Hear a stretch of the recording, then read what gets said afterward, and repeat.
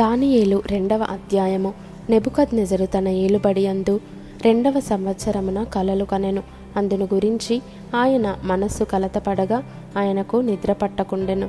కాగా రాజు తాను కనిన కలలను తనకు తెలియజెప్పుటకై శకునగాండ్రను, గారడి విద్య గలవారిని, మాంత్రికులను, కల్దీయులను పిలువనంపుడని ఆజ్ఞ ఇయ్యగా వారు వచ్చి రాజు సముఖమున నిలచిరి. రాజు వారితో, నేనొక కల కంటిని, ఆ కలభావము తెలుసుకొనవలెనని నేను మనోవ్యాకులమందియున్నాననగా కల్దీయులు సిరియా భాషతో ఇట్లనిరి, రాజు చిరకాలము జీవించునుగాక. తమరి దాసులకు కల సెలవీయుడి, మేము దాని భావమును తెలియజేసేదము. రాజు, నేను దాన్ని మర్చిపోతిని గాని కలను దాని భావమును మీరు తెలియజేయని ఎడల మీరు తుత్తునియలుగా చేయబడుదురు, మీ ఇండ్లు పెంటకుప్పగా చేయబడును. కలను దాని భావమును తెలియజేసిన ఎడల దానములను బహుమానములను మహాఘనతయు నా సముఖములో నొందుదురు గనుక కలను దాని భావమును తెలియజేయుడనగా వారు, రాజు ఆ కలను తమరి దాసులమైన మాకు చెప్పిన ఎడల మేము దాని భావమును తెలియజేసేదమని మరలా ప్రత్యుత్తరమిచ్చిరి. అందుకు రాజు ఉత్తరమిచ్చి చెప్పినది ఏమనగా, నేను మరచియుండుట మీరు చూచి కాలహరణము చేయవలెనని మీరు కనిపెట్టుచున్నట్లు నేను బాగుగా గ్రహించుచున్నాను. కాలము ఉపాయముగా గడపవలెనని అబద్ధమును మోసపు మాటలను నా ఎదుట పలుకనుద్దేశించి ఉన్నారు. మీరు కలను చెప్పలేకపోయిన ఎడల నేను చెప్పిన మాట ఖండితము గనుక కలను నాకు చెప్పుడి, అప్పుడు దాని భావమును తెలియజేయుటకు మీకు సామర్థ్యము కలదని నేను తెలుసుకొందును.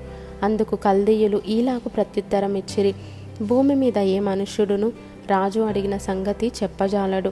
ఏ చక్రవర్తియు అధికారియు శకునగాని యొద్దను, గారడీ విద్య గలవాని యొద్దను, కల్దీయుని యొద్దను ఇట్టి సంగతి విచారింపలేదు.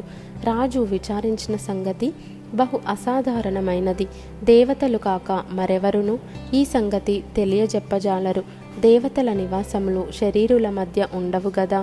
అందుకు రాజు కోపము తెచ్చుకొని అత్యాగ్రహము గలవాడై బబులోనులోని జ్ఞానులనందరినీ సంహరింపవలెనని ఆజ్ఞ ఇచ్చెను.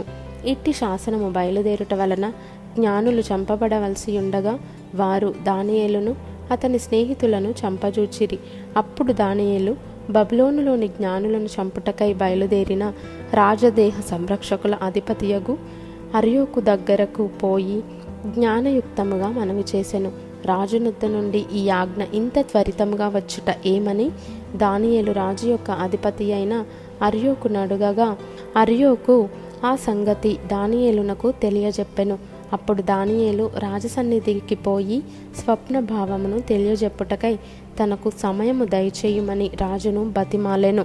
అప్పుడు దానియేలు తన ఇంటికి పోయి తన స్నేహితులైన హనన్యాకును, మిషాయేలునకును, అజర్యాకును సంగతి తెలియజేసి తానును తన స్నేహితులను బబులోనులో తక్కిన జ్ఞానులతో కూడా నశింపకుండునట్లు ఆ కల యొక్క మర్మ విషయములో పరలోకమందున్న దేవుని వలన కటాక్షము పొందు నిమిత్తమై ఆయనను వేడుకొనుడని వారిని హెచ్చరించెను. అంతటా రాత్రి అందు దర్శనము చేత ఆ మర్మము దానియేలునకు బయలుపరచబడెను గనుక దానియేలు పరలోకమందున్న దేవుని స్తుతించెను. ఎట్లనగా, దేవుడు జ్ఞానబలములు కలవాడు, యుగములన్నిటను దేవుని నామము స్తుతినందునుగాక. ఆయన కాలములను సమయములను మార్చువాడయుండి రాజులను త్రోసివేయుచు నియమించుచు ఉన్నవాడును, వివేకులకు వివేకమును జ్ఞానులకు జ్ఞానమును అనుగ్రహించువాడునై ఉన్నాడు. ఆయన మరుగు మాటలను మర్మములను బయలుపరచును. అంధకారంలోని సంగతులు ఆయనకు తెలియను. వెలుగు యొక్క నివాస స్థలము ఆయన యొద్దనున్నది. మా పితరుల దేవా, నీవు వివేకమును బలమును నాకు అనుగ్రహించి ఉన్నావు. మేమడిగిన ఈ సంగతి ఇప్పుడు నాకు తెలియజేసి ఉన్నావు గనుక నేను నిన్ను స్తుతించుచు ఘనపరచుచున్నాను. ఏలయనగా రాజు యొక్క సంగతి నీవే మాకు తెలియజేసితివని దానియేలు మరల చెప్పెను. ఇట్లుండగా దానియేలు బబులోనులోని జ్ఞానులను నశింపజేయుటకు రాజు నియమించిన అర్యోకునొద్దకు వెళ్ళి, బబులోనులోని జ్ఞానులను నశింపజేయవద్దు, నన్ను రాజు సముఖమునకు తోడుకొని పొమ్ము, నేను ఆ కలభావమును రాజునకు తెలియజేసేదనెను. కావున అర్యోకు రాజునకు భావము తెలియజెప్పగల యొక్క మనుష్యుని చెరపట్టబడిన యూదులలో నేను కనుగొంటినని రాజు సమ్ముఖమున మనవి చేసి దానియేలును త్వరగా రాజు సన్నిధికి తోడుకొని పోయెను. రాజు, నేను చూచిన కలయు దాని భావమును తెలియజెప్పుట నీకు శక్యమా అని బెల్తెషాజరు అను దానియేలును అడుగగా, దానియేలు రాజు సముఖములో ఈలాగు ప్రత్యుత్తరమిచ్చెను. రాజు అడిగిన ఈ మర్మము జ్ఞానులైనను, గారడీ విద్య గలవారైనను, శకునగాండ్రైనను, జ్యోతిష్కులైనను తెలియజెప్పజాలరు. అయితే మర్మములను బయలుపరచుగల దేవుడొకడు పరలోకమందున్నాడు. అంత్యదినములయందు కలుగబోవు దానిని ఆయన రాజగు నెబుకద్నెజరునకు తెలియజేసెను.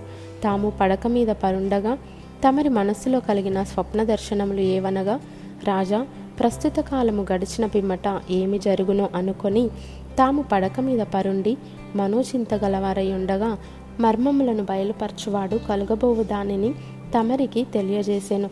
ఇతర మనుషులకందరికంటే నాకు విశేష జ్ఞానం ఉండుట వలన ఈ మర్మము నాకు బయలుపరచబడలేదు. రాజునకు దాని భావమును తెలియజేయు నిమిత్తమును తమరి మనస్సు యొక్క ఆలోచనలు తాము తెలుసుకొను నిమిత్తమును అది బయలుపరచబడెను. రాజా, తాము చూచుచుండగా బ్రహ్మాండమగు ఒక ప్రతిమ కనబడెను గదా. ఈ గొప్ప ప్రతిమ మహాప్రకాశమును భయంకరమునైన రూపమును గలదై తమరి ఎదుట నిలిచెను.